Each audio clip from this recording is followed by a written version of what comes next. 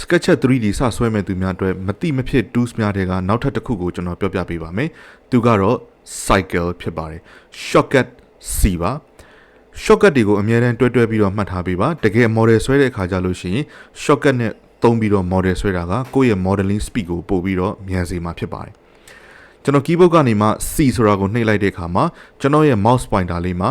cycle icon လေးပေါ်လာလိမ့်မယ်။အပြာရောင် cycle လေးကိုလည်းကျွန်တော်တွေ့ရပါလိမ့်မယ်။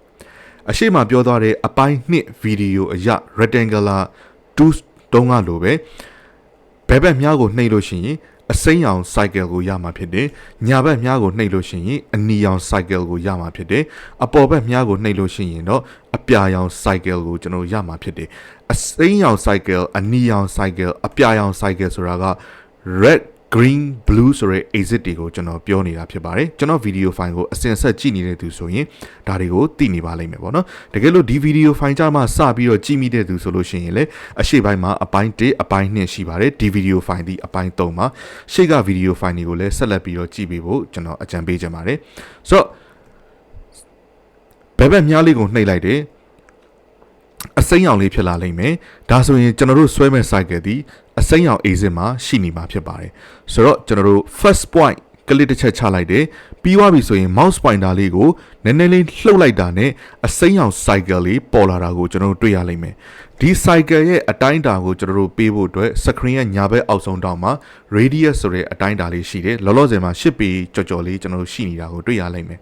အဲ့တော့အရှေ့ပိုင်းမှာပြောခဲ့တဲ့ line တွေ rectangle တွေတုံးကလိုပဲကိုလိုချင်တဲ့အတိုင်းအတာကိုပေးပါဒါပေမဲ့ဒီတစ်ခါမှာတော့ကျွန်တော်တို့ cycle ဒီ diameter ကိုပေးရမှာမဟုတ်ဘဲနဲ့ radius ကိုပေးရမှာဖြစ်ပါတယ်။မှားစရာလည်းမရှိပါဘူး။ screen ရဲ့ညာဘက်အောက်ဆုံးတောင်မှာ radius ဆိုပြီးတော့အတိုင်းအတာလေးကိုရေးပြထားတာတွေ့ရပါလိမ့်မယ်။ကျွန်တော်ဒီ radius တန်ဖိုး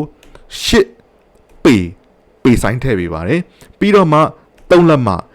ထုံးစံတိုင်းပဲလက်မသည်လက်မဆိုင်ကိုထည့်ပေးစရာမလိုပါဘူးကျွန်တော်တို့10ပေနဲ့3လက်မဆိုပြီးကျွန်တော်ရိုက်ထည့်ပေးတယ်။ enter ခေါက်လိုက်ပါတယ်10ပေ3လက်မရှိတဲ့ကျွန်တော်တို့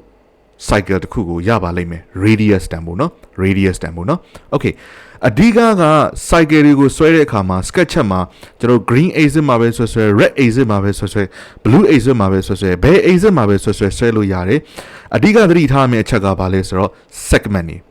sketcher ကိုသုံးတဲ့သူတွေတော်တော်များများက sketcher ဒီ down တွေကိုဆွဲတဲ့အခါမှာarch တွေကိုဆွဲတဲ့အခါမှာ cycle တွေကိုဆွဲတဲ့အခါမှာ down နေဖြစ်တယ်ဆိုပြီးတော့ကျွန်တော်ပြောတတ်တယ်အခုဒီမှာကြည့်မယ်ဆိုလဲကျွန်တော် cycle လေးဒီတစ်နဲ့ဖြစ်နေတာကိုကျွန်တော်တွေ့ရလိမ့်မယ်ဒါဒီဘာကြောင့်ဖြစ်နေတာလဲကျွန်တော်တို့အသုံးပြုတဲ့သူက sketcher ရဲ့ entry info ကိုမသိသေးလို့ပါ entry info တွေကိုကျွန်တော်တို့တွားကြည့်လိုက်မယ်လောလောဆယ်မှာ no selection ဖြစ်နေလိမ့်မယ်ကျွန်တော်တို့က line တွေထစ်နေတာဖြစ်တဲ့အတွက်ကြောင့်မလို့ကျွန်တော်တို့ရဲ့ line ကလေးကို selection ပေးလိုက်ပါဒါဆိုလို့ရှိရင် entry info ထဲမှာကျွန်တော်တို့ရဲ့ radius တန်ဖိုး10ပေ3လက်မဆိုတာကိုလည်းတွေ့ရလိမ့်မယ်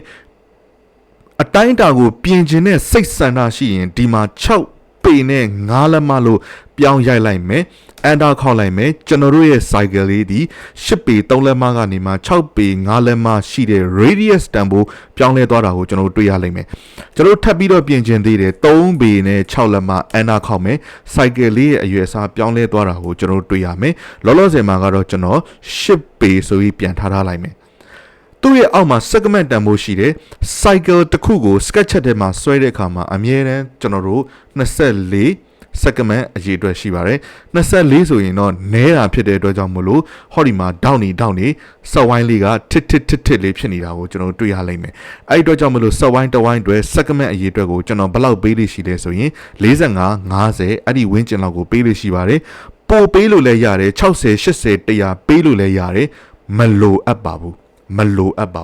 segment အရေးအတွက်ဒီမလိုအပ်ဖက်နဲ့အများကြီးပေးလိုက်တာကကိုယ့်ရဲ့ model ကိုပို့ပြီးတော့လေးလံလာစေပါတယ်စက်ဝိုင်းလေးတစ်ခုအနေနဲ့ကတော့ဘလောက်မှလေးလံသွားမှာမဟုတ်ပေမဲ့ဒီစက်ဝိုင်းကိုဒူးတွေတင်ပြီးတော့ပုတ်လုံးတိုင်တွေလောက်တော့မယ်တစ်ခုလောက်တော့မယ် 3D model အဖြစ်ပြောင်းတော့မယ်ဆိုရင် segment အရန်များတဲ့အတွက်ကြောင့်မို့လို့ကိုယ့်ရဲ့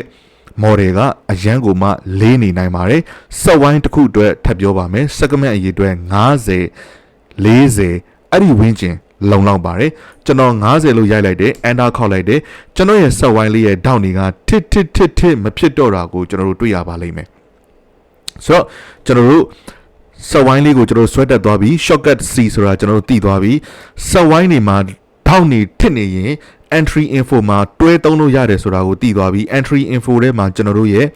radius တွေပြောင်းလို့ရမယ် segment တန်ဖိုးတွေကျွန်တော်တို့ပြောင်းလို့ရမယ်ဒါတွေကိုကျွန်တော်တို့တည်သွားပြီပြီးတော့ surface ကို selection ပေးလိုက်မယ်ဆိုလို့ရှိရင်လည်းဒီ surface လေးရဲ့ area ဘယ်လောက်တန်ဖိုးဆိုတာကိုလည်းဒီမှာဖော်ပြပေးနေတာကိုကျွန်တော်တို့တွေ့ရလိမ့်မယ် sketcher သုံးလို့ရှိရင် entry info ကိုမမေ့ပါနဲ့เนาะ okay ဒီ video file လေးကကိုယ့်အတွက်အကျိုးရှိခဲ့တယ်ဆိုလို့ရှိရင်လည်း like share နဲ့ follow လေးတွေလုပ်ပေးခဲ့ပါ sketcher နဲ့ပတ်သက်ပြီးတော့ V-Ray rendering နဲ့ပတ်သက်ပြီးတော့ D5 rendering နဲ့ပတ်သက်ပြီးတော့သင်တန်းတွေကိုတက်ချင်တယ်ဆိုလို့ရှိရင်လည်း Inspira သင်တန်းမှာတက်ရောက်သင်ကြားနိုင်ပါတယ်ကျေးဇူးတင်ပါတယ်